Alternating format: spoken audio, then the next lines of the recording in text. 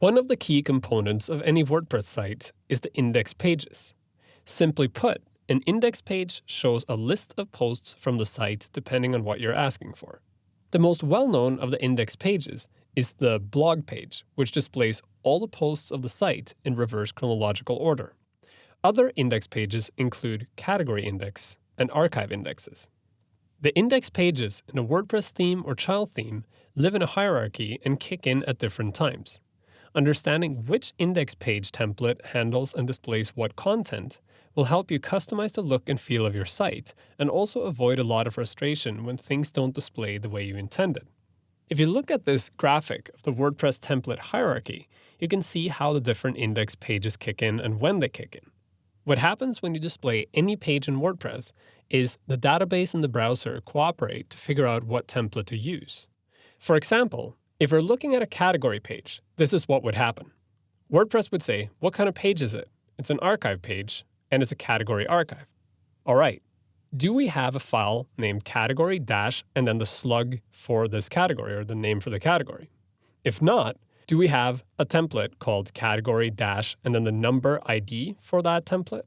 If not, do we have a file called category.php?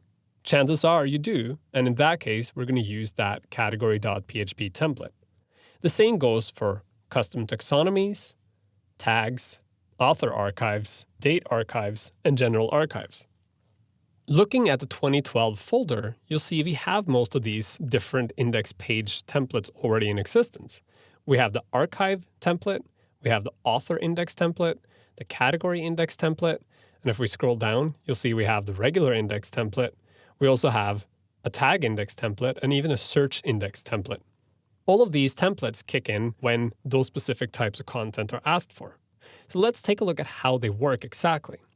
If you look at the index.php template, you'll see that off the very top, you have a commented out section that explains what this template does, and it even has a link right to that graphic of the template hierarchy in WordPress. If you look at the body, you'll see exactly what happens when you use an index template. WordPress says, while you have posts, show each of the posts using the following template content. This means it's looking for a file called content dash and then the name of the post format. In older themes, you won't see this get template part call. Instead, you'll see the actual code to display all the contents for each post. But more recent themes use this function because it becomes easier to manage. So what happens here is, for each post, we're actually calling this file called content, and then we're displaying the content from that file. So we need to look at content.php as well.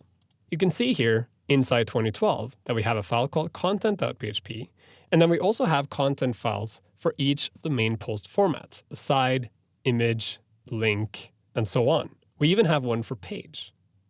If we look at content, you'll see that all that happens here inside the loop is we display the content for each post. We get the post thumbnail, we get the title, we get the comments link, and we get either an excerpt or the content depending on what type of archive this is. So as you can see, just like with the page templates, the index page templates work in collaboration with the content templates to display all the content. Understanding how the index pages work will help you come up with and implement new and exciting ways to display content. More importantly, though, it'll help you troubleshoot potential problems when something doesn't display the way you intended, because now that you know how the template structure works, you can track down the correct template and make changes to that template when things aren't displaying correctly.